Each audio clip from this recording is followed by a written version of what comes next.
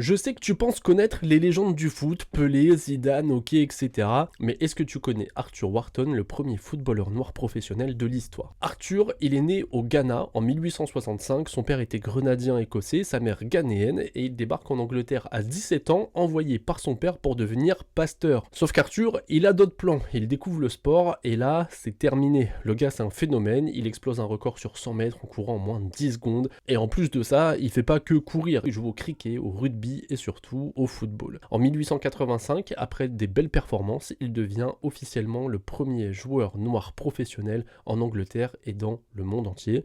Gardien de but, hyper spectaculaire, les gens l'adoraient et venaient au stade juste pour lui. Mais à cette époque, être noir dans le sport, c'est un combat permanent. Ça n'a pas changé forcément aujourd'hui partout, malheureusement. Et après sa carrière, Arthur, il disparaît complètement de la scène sportive comme si tout ce qu'il avait accompli n'avait plus aucune valeur. Et il finit par travailler à la mine. Il va mourir en 1930, oublié de tous dans l'anonymat le plus total, et son nom disparaît pendant presque 70 ans. 70 ans jusqu'à ce que des membres de sa famille et des passionnés remettent son histoire en lumière. En 1997, d'abord, sa tombe est enfin restaurée pour lui offrir une sépulture décente qu'il mérite. En 2003, il va être intronisé au Hall of Fame du football anglais. En 2010, il y a une fondation à son nom qui est créée afin de promouvoir la diversité et l'égalité auprès des jeunes générations.